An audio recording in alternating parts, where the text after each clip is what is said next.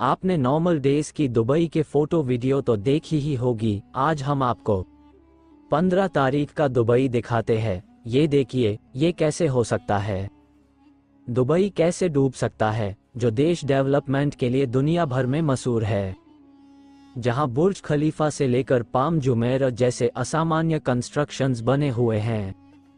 Dubai के हालात रातों रात कैसे बदल गए। अभी तक आपने और हम सब ने इंडिया और यूरोप के देशों को बाढ़ में बहते हुए देखा था, लेकिन अब ये हाल मिडिल ईस्ट का भी है। 15 अप्रैल की रात को एक नहीं, दो नहीं, तीन नहीं, बल्कि मिडिल ईस्ट के देश यूएई, सऊदी अरब, बहरीन और ओमान में एकदम से बारिश शुरू होती है और फिर यह बदल जाती है ऐसी तेज बारिश और आंधी में कि ये दुबई को भी इस बाढ़ में बह कर ले गया।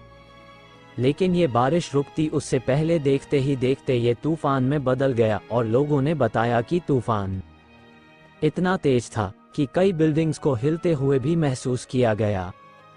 और तूफान से हुई यह आफत यही नहीं रुकती। मंगलवार आते आते इसकी वजह से मिडिल ईस्ट के कई डेवलप्ड देशों के कई दर्जन शहरों में बाढ़ आ गई और यह मॉडर्न एरा के मॉडर्न सिटीज में अब सब जगह पानी पानी दिखाई दे रहा है।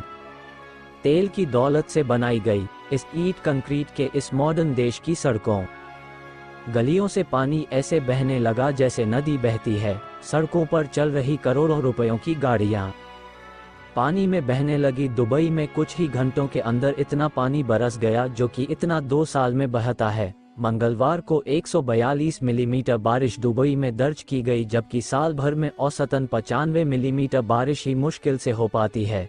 यूएई के अल आइन अमीरात में तो सबसे ज्यादा 250 मिलीमीटर बारिश दर्ज की गई। इस बात से आइडिया तो लग गया होगा कि कितना पानी दुबई में बरस गया। अपनी बड़ी बड़ी इमारतों के सिवा अगर दुबई फेमस है तो वह अपने रेगिस्तान के लिए। यहाँ लोग स्पेशली इन रेगिस्तान की चिलचिलाती गर्मी का भी मजा लेने आते हैं। लेकिन रेगिस्तान के बीच बसे शहर 2 के इंटरनेशनल एयरपोर्ट पर तो पिछले 24 घंटे में 6.26 इंच से ज्यादा बारिश हुई है। और अगर आपको लगता है कि यह नॉर्मल है तो नहीं, क्योंकि मौसम से जुड़ी जानकारी देने वाली वेबसाइट theweatherman.com के अकॉर्डिंग यहाँ इतनी बारिश 2 सालों में होती है, यानी 2 सालों में जो बारिश होनी थी वह सारी एक ही दिन में ही हो गई।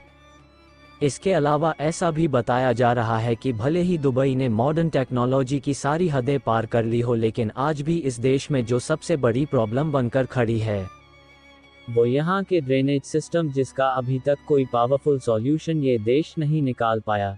ये बात सोचने वाली है। 21 सेंचुरी का इतना पावरफुल वेल डेवलप्ड देश एक रात की बाढ़ में बह गया। कई वेदर एनालिस्ट का कहना है कि अरेबियन पेनिनसुला से उठा एक तूफान ओमान की तरफ पड़ रहा था, लेकिन धीरे धीरे इस तूफान की डेंसिटी बढ़ती है तो ये तूफान मिडिल ईस्ट के कई देशों को बाढ़ और तूफान की चपेट में ले जाता है। और इसका असर वैसे तो ओमान में सबसे ज्यादा दिखाई दिया, लेकिन दुबई को भी इसने अपनी चपेट में ले लिया। लेकिन ये बाढ़ जिसने इन गल्फ कंट्रीज में पिछले 3 दिनों में तबाही मचाई है, उसके पीछे नेचर से ज्यादा खुद इन देशों की गलती बताई जा रही है। ये बात तो हम सब जानते हैं कि गल्फ कंट्रीज तेल के साथ साथ यहाँ पड़ने वाली गर्मी की वजह से भी जानी जाती है। और ये देश अक्सर इस गर्मी से बचने के लिए एक तरीके का इस्तेमाल करते हैं जिसे कहते हैं क्लाउड सीडिंग, मतलब कि नकली बादल से असली बारिश की जाती है। और कई वेदर एनालिस्ट का कहना है कि खाड़ी देशों में आई इस बाढ़ की वजह क्लाउड सीडिंग ही है। एसोसिएट प्रेस तक ने अपनी रिपोर्ट में ये बताया है कि दुबई प्रशासन ने सोमवार को क्लाउड सीडिंग के थ्रू बारिश कराने के लिए एक प्लेन को उड़ाया था। उसके बाद जो हुआ वो अब तक रुकने का नाम नहीं ले रहा है और ये लगातार मिडिल ईस्ट के परेशानी का कारण भी बन गया। क्लाउड सीडिंग क्या होती है और कैसे नेचर से जबरदस्ती करके बारिश करवाते हैं, नेचर को मजबूर किया जाता है। इसे आपको सिंपल तरीके से समझाते हैं। जब नेचुरल तरीके से कहीं बारिश नहीं होती तो आर्टिफिशियल तरीके से नॉर्मल बादलों को बारिश करने वाले बादलों में बदलने की टेक्नोलॉजी को क्लाउड सीडिंग कहते हैं। क्लाउड सीडिंग के लिए सिल्वर आयोडाइड, पोटेशियम आयोडाइड और ड्राई आइस, जिसे सॉलिड कार्बन डाइऑक्साइड भी कहा जाता है, जैसे केमिकल्स को हेलीकॉप्टर या प्लेन के थ्रू आसमान में बादलों के करीब स्प्रे कर दिया जाता है और फिर हवा में स्प्रे किए गए ये पार्टिकल भाप को अट्रैक्ट करते हैं, जिससे धीरे धीरे यह नॉर्मल दिखने वाले बादल हैवी डेंसिटी तूफान काले बादलों में बदल जाते हैं।